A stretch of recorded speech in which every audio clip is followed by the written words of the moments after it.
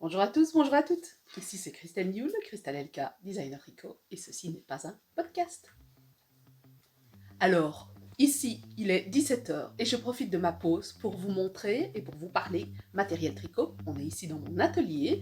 Donc, je vis dans un grand open space, donc dans une maison où il y a un grand open space avec une cuisine, un salon, une salle à manger. Et dans cette pièce, j'ai dédié une partie de cette pièce à mon atelier. Donc ici, vous avez derrière tout mon matériel. Vous avez mon matériel tricot, dévidoir, bobinoir, mes PC, la cardeuse, le rouet, ma bibliothèque. Et c'est ici que se passe la création de mes patrons.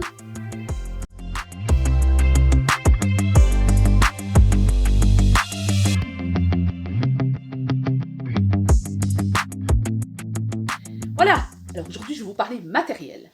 Matériel que vous devez avoir en tant que débutant. Je ne vais pas me limiter au matériel du débutant, je vais aussi vous parler d'autres choses et de matériel accessoire, mais je vais vous parler quand même de ce que vous avez besoin quand vous commencez à tricoter.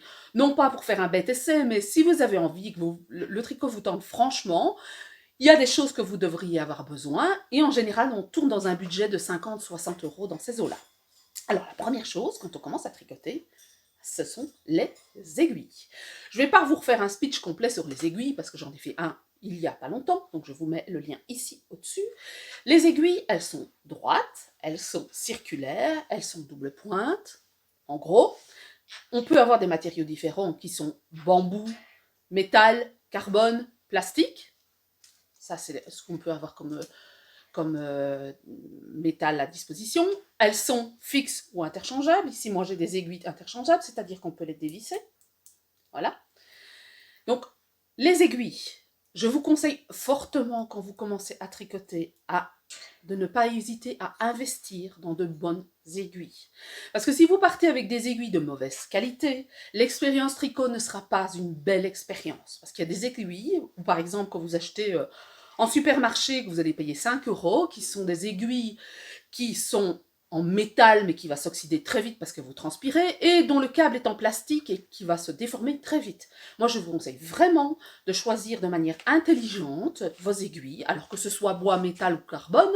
Vous pouvez avoir des aiguilles qui sont des aiguilles Yaya, Chiagou, signature. Je ne vous dis pas d'acheter des signatures pour commencer, parce que ce sont des aiguilles qui sont très chères quand même. Elles coûtent quand même quasiment 40 € plus la TVA, plus la douane, quand vous n'avez pas de chance. Donc voilà, une bonne paire d'aiguilles, style tulipe, Chiagou, Yaya, Prime, Adi. Et encore les Adi, ça dépend desquelles, parce qu'il y en a, par exemple, moi, je réagis très fort à celles qui sont en nickel. Ça s'oxyde avec moi, mais ça c'est moi, c'est ma transpiration, mais je pense que je ne suis pas le cas et ça sent très mauvais. Il faut compter entre 10 et 15 € pour une paire d'aiguilles correcte. Donc voilà pour les aiguilles. Pour avoir plus d'infos, je vous rappelle, n'hésitez pas à aller voir la vidéo sur les aiguilles, pour le choix des aiguilles. Alors, après les aiguilles, forcément, vous allez avoir besoin de quelque chose d'autre, qui est la laine. La laine. Alors ici, je vous en profite pour vous montrer 4 écheveaux que j'ai reçus ce matin. La laine, évidemment, le budget, lui, il est très variable, parce que si vous avez besoin d'un écheveau, vous ne payerez pas la même chose que si vous en avez besoin de 4. Et si vous prenez une laine pas chère en acrylique, vous payerez moins cher que si vous achetez une laine de teinturière, forcément. Donc là, le budget, je ne peux pas rentrer ça dans le budget de débutant, puisque forcément, ça dépendra et du matériau utilisé, et de la laine utilisée, et de l'endroit où vous l'achetez, parce que si vous l'achetez aux États-Unis, que vous avez la TVA, vous la payerez plus cher que si vous l'achetez en France. Et encore une fois, de la qualité de la laine que vous utilisez, et aussi du projet que vous avez envie de faire. Si vous faites un châle, ou si vous faites un pull, ou si vous faites une paire de chaussettes, vous n'utiliserez pas la même quantité de laine, forcément. Donc voilà, aiguille, laine. Et maintenant, quoi d'autre? Je vous conseille fortement d'avoir, que je cherche où je les ai mis, je suis désolée, je vais devoir me tourner plus d'une fois, des crochets, un ou des crochets. Voilà. Alors, moi, j'ai un set ici complet de tulipes, mais je suis une crocheteuse aussi, même si maintenant je crochette quand même nettement moins parce que j'ai des problèmes d'épicondylite depuis des années, donc ça me fait assez mal. Donc j'ai investi dans des crochets, puis mon fils crochette, mais je vous conseille quand même d'investir au moins dans un crochet d'un calibre moyen, style 3, 3,5 si vous tricotez plutôt entre de la fingering et de la sport, voire de la decay. Si vous tricotez vraiment des plus grosses laines, n'hésitez pas à monter sur le numéro de crochet. Et pourquoi un crochet? Parce que le crochet vous aide à plusieurs choses. Ça va vous aider à récupérer des mailles qui sont tombées. Ça va être beaucoup plus facile pour vous pour récupérer les mailles avec un crochet qu'avec une aiguille. Ça va vous aider à faire des montages provisoires au crochet. Ça peut vous aider à faire des rabattages spécifiques au crochet. Ça peut vous aider à tout simplement prendre une maille, la mettre en attente. Ça peut vous aider à faire des noppes. Donc le crochet, il est tellement multitâche dans le tricot que je pense que c'est nécessaire d'avoir un crochet dans sa trousse à tricot, même si on ne crochette jamais. Alors, un bon crochet, c'est aussi entre 7 et 15 euros. Ça va dépendre si vous le prenez tout en métal, si vous le prenez comme ici avec un manche ergonomique, ou si vous le prenez en bois. Voilà, entre 7 et 15 euros. Ici, moi, j'adore les tulipes. Mais autant c'est compliqué de choisir sa paire d'aiguilles quand on est tricoteuse, autant c'est pire quand on est crocheteuse, parce qu'on a tous une façon différente de crocheter, et certains crochets vont bien convenir à certains et pas du tout à d'autres. Mais bon, pour commencer, un crochet simple, ça suffit. Moi, j'ai toujours pris des ergonomiques parce que je préfère les ergonomiques. J'ai crocheté bien avant de tricoter, et j'ai bêtement appris à crocheter sur des crochets basiques que ma mère utilisait, et on ne trouvait pas du tout les crochets. Je vais regarder si j'en ai un sous la main. Oui, j'en ai un sous la main. On n'utilisait pas du tout les crochets comme on les utilise maintenant. Et ma mère faisait essentiellement de la dentelle. Alors celui-ci, c'est ce genre de crochet. Alors celui-ci, c'est un Suzanne Barnes. Donc ça, c'est pas un vieux crochet, c'est un crochet qui fait partie du kit des crochets que mon fils a. Parce que lui, il crochette pas du tout de la même manière que moi. Et il préfère les crochets de ce style-là que moi, les crochets ergonomiques. Je préfère les crochets ergonomiques de ce style-là. Donc voilà pour le crochet. Ensuite, il vous faut un mètre ruban. Où l'ai-je mis? Je ne sais plus. Je ne sais plus, je ne le trouve plus. C'est pas grave. Si, je sais. Voilà. Je suis désolée. Le mètre ruban sera nécessaire. Pourquoi? Parce que quand on tricote, il faut faire un échantillon. Un échantillon qui peut se mesurer aussi avec une latte, mais il faut aussi mesurer prendre vos mesures. Tour de poitrine, tour de hanche, tour de bras, tour de tête, tour de pied, etc. etc. Donc c'est un outil essentiel, parce qu'on se sert du mètre ruban comme on s'en sert en couture. Donc vous aurez besoin d'un mètre ruban tout simple, pas besoin de dépenser 25 euros pour un mètre ruban, 5 euros c'est bon. On en trouve facilement à 5 euros. Alors celui-ci, c'est un dérouleur, mais vous avez des mètres rubans qui ne sont absolument pas des rouleurs. Moi, j'ai des mètres rubans qui datent de ma grand-mère et qui fonctionnent encore très bien. Donc voilà, le mètre ruban. Donc on a les aiguilles, la laine, le crochet, le mètre ruban. Ensuite, on a ce qu'on appelle la gauge, une gauge pour aiguille. Ceci. Alors j'en ai deux. Un petit mouton, ia, et une Knit Pro. Alors ça vous permet de pouvoir choisir, quand vous choisissez votre aiguille dans votre set, vous saurez, ça c'est une aiguille Intel. Parce qu'il faut savoir que sur le métal et sur le bois, à force d'usage, le numéro s'efface. Et faire une différence entre 3 et 3,25 ou 3,5 et 3,25, on peut avoir des surprises. Ça m'est déjà arrivé de ne pas avoir vérifié, de tricoter un pull, de me rendre compte que j'avais un 3,5 d'un côté et un 3,25 de l'autre. Ce qui change votre échantillon. Donc, quand vous avez des aiguilles, vous vérifiez, vous introduisez votre aiguille dans le trou, voilà, vous voyez où ça passe, ici c'est pas bon, là c'est bon, et là, je sais que ce sont des 3,25. Donc vous avez ceci, les gauges, ceci, celui-ci vous l'avez quand vous achetez le kit d'interchangeable de chez Knit Pro, et ceci je l'avais acheté je pense chez Ia, mais vous en trouvez en bois, vous en trouvez des très jolis, il y en a des plus ou moins chers, là aussi c'est pas le truc le plus cher qu'on trouve sur le marché, vous pouvez en avoir des pas très chers, ça vous savez pas le faire vous-même. Alors autre chose que vous pouvez avoir, qui peut ne rien coûter du tout, ce sont les marqueurs.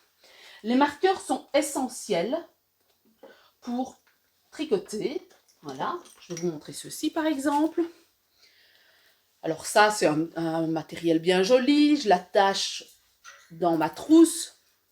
Mais vous pouvez bêtement faire des marqueurs avec un bout de laine, vous pouvez faire des marqueurs avec un trombone, vous pouvez faire des marqueurs avec, par exemple, vous voyez, si vous avez une brosse à dents électrique, sur les têtes de brosse à dents, vous avez un anneau de couleur pour reconnaître quelle est votre tête de brosse à dents quand vous avez une famille. Ben, vous enlevez ces anneaux-là et vous pouvez les garder pour faire des marqueurs. Voilà. Ou bêtement faire des anneaux, il n'y a pas besoin de dépenser 25 € dans une boîte de marqueurs. Une boîte de marqueurs, personnellement, par exemple, je les vends 6 €. Pour 10 marqueurs, pour 20 marqueurs, ça dépend si c'est des grands marqueurs ou des petits marqueurs. Vous en avez entre 10 et 20 dans votre boîte. Donc, les marqueurs sont essentiels. Ensuite, vous avez ceci, qui est essentiel quand on tricote. Alors, vous n'êtes pas obligé de l'acheter tout de suite, sauf si vous commencez un projet et vous faites des torsades tout de suite. Alors ça, ce sont des aiguilles à torsade. Celles-ci sont en plastique. Il en existe en métal. J'en ai une vieille ici qui date de je ne sais pas combien d'années. Ça, je pense que ça avait été acheté chez Bergère de France du temps de ma grand-mère. Celles-ci m'ont été données par Julie, partie Julie comme tout. Ça ne coûte pas très cher non plus. Ça doit le faire dans les 5 €. Et ça vous permet de faire vos torsades, mais aussi de mettre des mailles en attente si vous devez mettre quelques mailles en attente pour faire un pouce, par exemple, lorsque vous faites des mitaines. Même si moi, en général, je ne les mets pas en attente sur des aiguilles à torsade, je les mets toujours en attente sur un fil parce que les aiguilles à torsade me gênent quand je tricote, comme je tricote relativement vite et que je tricote avec des Adiflix ou des doubles pointes, je préfère ne pas avoir une xème aiguille dans les mains, donc je mets mes mailles en attente sur un fil. Mais vous pouvez tout à fait utiliser ceci pour les torsades ou pour mettre vos mailles en attente. À côté des aiguilles à torsade, une autre chose qui est nécessaire, c'est ceci. Ceci, c'est une aiguille à tapisserie, une aiguille à repriser. Donc, vous n'avez pas un bout très pointu comme sur une aiguille à coudre. Vous aurez un bout qui sera beaucoup plus doux. Donc ça va moins abîmer la laine. C'est une aiguille sur laquelle, voilà, avec un grand chat, qui vous permet de passer des laines relativement épaisses. Ici, je peux aller jusqu'au 5 facilement. Maintenant, il en existe d'autres où on peut avoir un chat beaucoup plus grand pour les grosses laines comme de la 9 ou de la 10. Donc ça va vous servir à rentrer vos fils lorsque vous allez terminer votre tricot. Parce qu'on ne rentre jamais les fils. Enfin, il faut rentrer les fils. Il ne faut jamais couper à ras, sinon votre tricot se défait. Donc voilà pour les matériels essentiels pour commencer à tricoter. Je répète, une paire d'aiguilles, de la laine, forcément, un crochet, une gauge, un mètre ruban, une aiguille à tapisserie, des marqueurs et des aiguilles à torsade. Donc voilà en gros ce dont vous avez besoin. Maintenant, qu'est-ce qu'on peut utiliser d'autre? Qu'est-ce qu'on peut avoir d'autre? Alors, au début, quand vous tricotez, vous n'avez pas besoin de ça, parce que vous pouvez bobiner votre écheveau de 400 mètres facilement sur votre soirée, mais quand vous en arrivez à tricoter de manière intensive, faire une pelote avec vos mains et avoir votre mari ou votre fils qui se met comme ça pour bobiner votre écheveau si c'est pas une pelote, ils vont vite en avoir marre, hein, je vous assure. Donc moi, personnellement, j'ai ceci, qui sont un bobinoir et un échevaudoir. Alors, je vous ajoute une petite vidéo ici au-dessus, par-dessus, pour vous montrer comment ça fonctionne. J'ai bobiné mes écheveaux avec mon dévidoir et mon bobinoir. Mon dévidoir et mon bobinoir sont un budget considérable parce que mon bobinoir est un Strauss. Les Strauss, c'est une marque américaine, c'est du bois, c'est artisanal, j'ai payé quasiment 200 €. Mais bon, moi c'est un outil professionnel, mais un bobinoir, vous pouvez en trouver facilement. D'environ 50 €, je vous déconseille fortement de prendre un bobinoir chinois que vous n'avez acheté sur Alibaba ou quoi que ce soit, vous allez être très déçus. Idem pour le dévidoir, le parapluie. Si vous prenez un truc en plastique ou en métal, déjà le mien, je l'ai payé 80 € et j'ai cassé une des barres du dévidoir. Alors, il a quelques années quand même, hein, donc ça se recolle, ça se fixe, etc. Mais en plastique, vous allez pleurer. C'est vraiment pas chouette. C'est vraiment des trucs, honnêtement, il vaut mieux dire, j'aimerais qu'on m'offre ça pour un cadeau de Noël, que je puisse avoir quelque chose de solide, un bon dévidoir. Celui-ci, c'est un Kromsky, il a coûté, je pense, c'est 80 € et c'est mon mari qui me l'a offert et ça vient de chez Alice Création. Vaut mieux se faire offrir ça par un cadeau groupé plutôt que d'acheter quelque chose qui vaut vraiment pas la peine. À la limite, achetez d'abord votre bobinoir et utilisez une chaise pour retenir votre écheveau, plutôt que d'acheter le dévidoir et le bobinoir en même temps à moins de 40 € et avoir de très mauvaises surprises d'avoir quelque chose qui ne tient pas la route. Parce que ça, si vous commencez à tricoter, vous êtes accro du tricot, c'est quelque chose qui va vraiment vous servir parce que ça vous sauve la vie. Quand vous avez un écheveau de 400 mètres, ça prend 5 minutes à bobiner, mais quand vous avez des écheveaux de 800 ou de 1200 mètres, je vous assure que le dévidoir, vous criez ouf, parce que faire ça à la main, au secours, franchement, surtout si vous laissez tomber les chevaux, ça fait des nœuds, etc., etc. Donc voilà.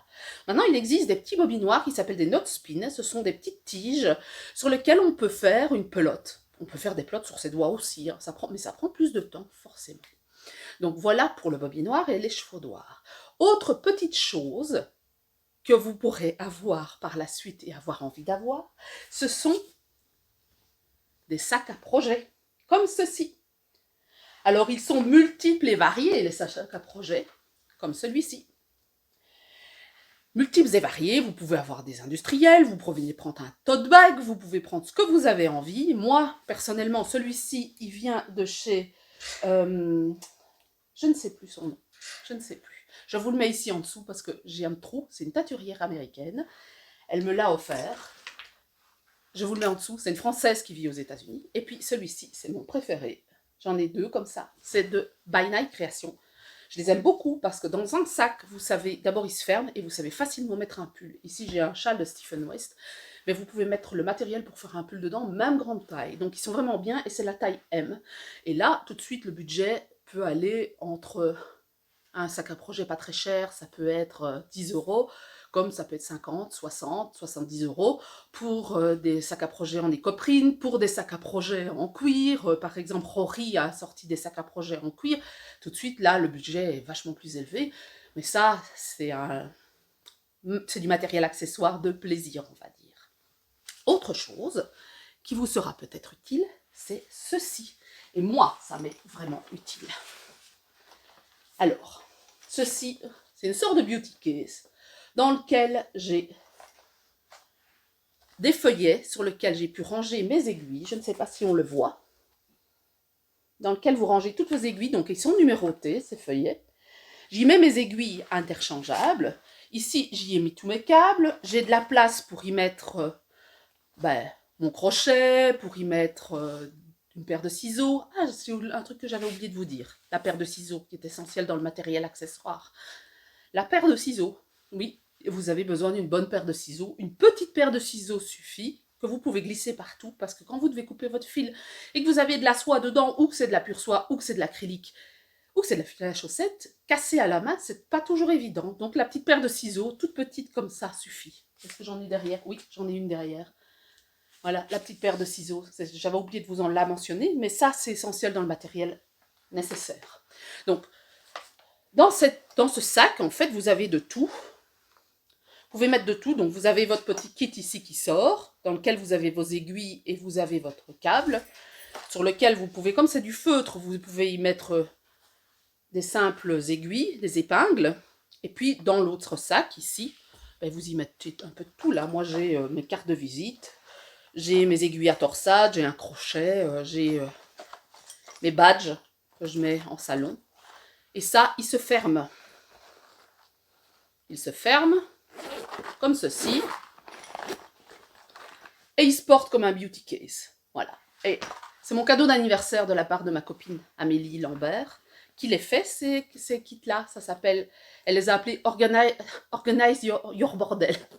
Donc, voilà, ça, c'est très chouette. Il n'y a pas que ceux-là, il y en a d'autres. J'en ai un de Princesse Grenouille qui est vraiment très chouette aussi, dans lequel je garde. Quand j'ai moins besoin de trimballer de matériel, j'utilise celui-là. Celui-ci, c'est vraiment quand je pars en voyage ou que je pars en salon. Je peux tout mettre dedans. Tout ce dont j'ai besoin, alors pas 25 pelotes, on est bien d'accord, mais je peux mettre tout dedans et je prends un sac à projet à deux sacs à projet à côté. Et je suis sûre que je ne perds pas des aiguilles en route parce que ça m'est déjà arrivé de tricoter dans la voiture. On s'arrête au bord de la route et puis zut, je me rends compte qu'il me manque une aiguille sur mon câble. Et en fait, mon aiguille s'était dévissée et elle était tombée sur le parking. Ceci, on était en France, je pense. Oui, on était en France en transit pour aller je ne sais plus où.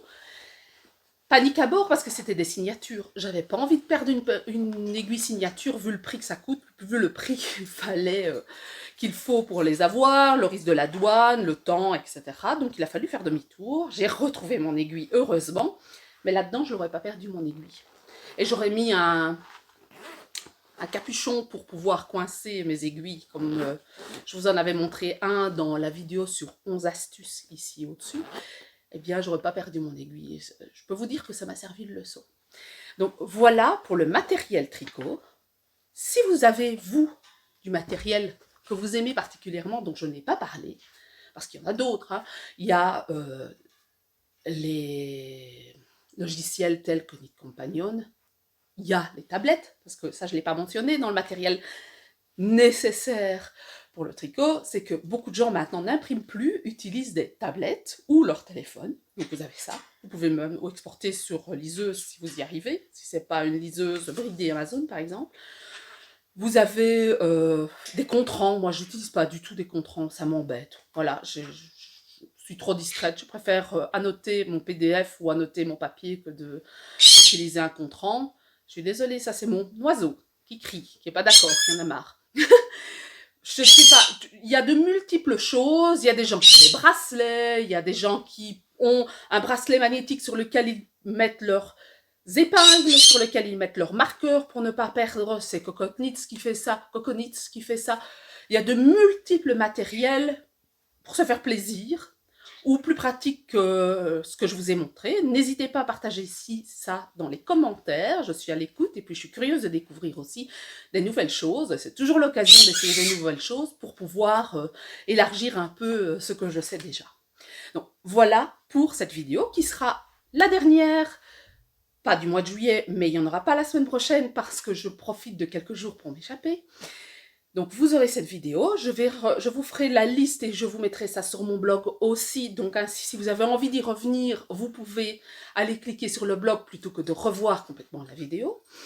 Si vous avez aimé cette vidéo, n'hésitez pas à appuyer sur le pouce. Si vous voulez avoir des nouvelles de ce que je fais, n'hésitez pas à souscrire. Comme je le rappelle à chaque vidéo, j'ai un blog, je suis sur Ravelry, je suis sur Instagram, je suis sur Facebook, je suis aussi sur Pinterest, j'ai un blog, j'ai un site internet et j'ai une newsletter et vous trouverez tout ça ici en dessous. Ce sera bientôt et bonnes vacances!